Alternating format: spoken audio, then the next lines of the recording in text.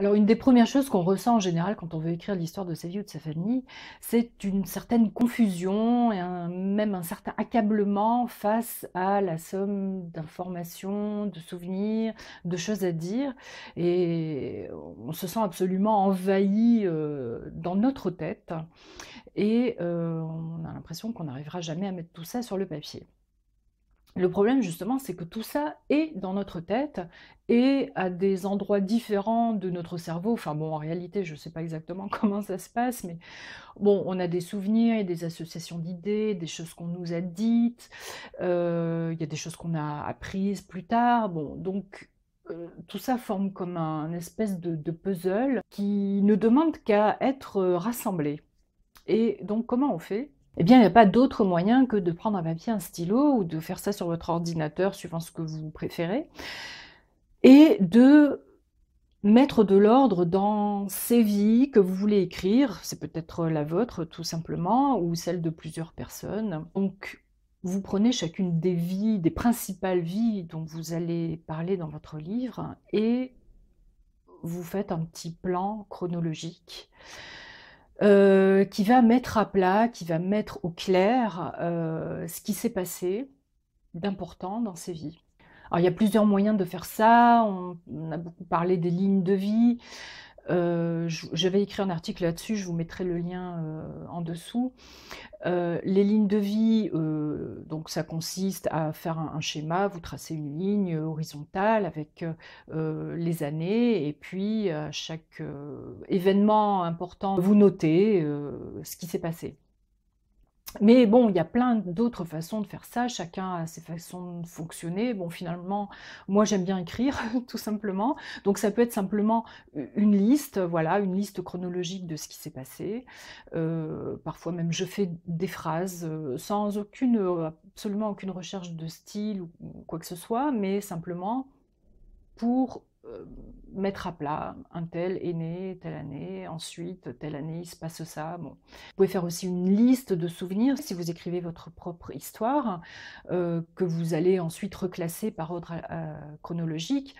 Ce qui est important, c'est d'avoir quelque chose de linéaire, même si vous n'écrivez pas ensuite dans votre livre d'une façon linéaire, mais d'avoir pour chaque vie racontée une vision claire de ce qui s'est passé. Vous pouvez travailler avec des post-it, enfin travailler, vous amuser plutôt, pour le coup, avec des post-it, des fiches Bristol sur lesquelles vous allez noter un événement et qu'ensuite vous allez redisposer dans l'ordre. Vous pouvez faire ça sur un grand tableau, une grande feuille accrochée au mur. Bon, ce qui vous convient, ce qui vous parle comme, ce qui vous aide comme procédé. En tout cas, ce que tout ça va vous permettre, c'est de voir plus clair. Et c'est littéralement voir, parce que vous allez sortir ça de votre esprit et le voir inscrit quelque part, sur du papier ou sur votre écran, et vous allez mieux visualiser. Vous allez aussi pouvoir faire des liens, des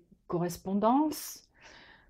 Par exemple, vous avez peut-être un souvenir personnel et puis vous allez vous rendre compte qu'il s'est passé en même temps qu'un certain événement historique, alors que vous l'aviez complètement oublié.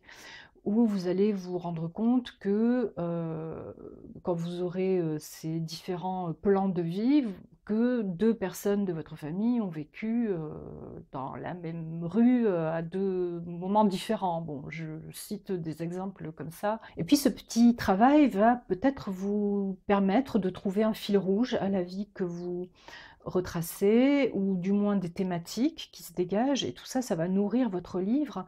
En tout cas, ça vous aide à mieux comprendre la vie que vous allez écrire, et au bout du compte, ça peut vous aider à construire votre ouvrage autour des grandes périodes que vous avez distinguées en les inscrivant, ou autour de moments charnières de la vie en question. Et ça va encore plus loin. Peut-être le plus important finalement, c'est que de mieux connaître ces vies, de mieux les comprendre, au bout du bout, ça va vous permettre de vous libérer au moment de l'écriture. Là, je parle plus pour des livres qui raconteraient l'histoire de votre famille ou de votre généalogie, parce qu'en général, sa vie, quand même, on la connaît mieux. Mais Au lieu d'écrire avec le nez dans les dossiers en disant: «Alors attends, là, ça s'est passé en quelle année?» et cetera. Vous aurez, sous les yeux un document avec un document synthétique, concernant la vie que vous écrivez. Donc vous pourrez toujours vous y reporter si vous en avez besoin.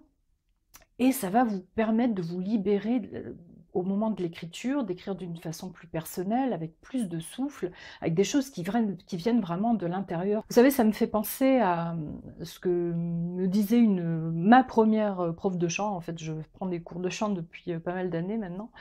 Et ma première prof de chant disait toujours: «Les paroles, il faut que tu les connaisses plus que par cœur». Parce qu'au moment de interpréter, le morceau ou la chanson, tu vas pouvoir juste interpréter. Parce que si tu es en train de te demander: «Alors attends, c'est quoi déjà les paroles après?» ou si en pire encore, si tu es le nez sur ta feuille, on se donne pas à plein, dans l'interprétation. Bah, pour l'écriture en fait, c'est pareil.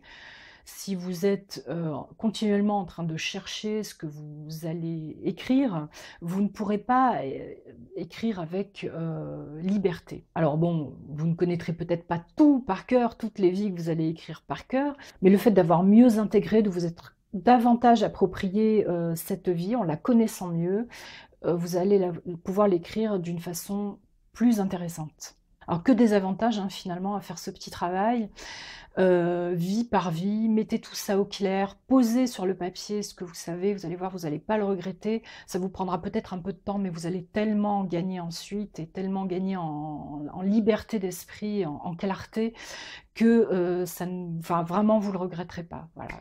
Alors à vos stylos, je vous dis à très bientôt.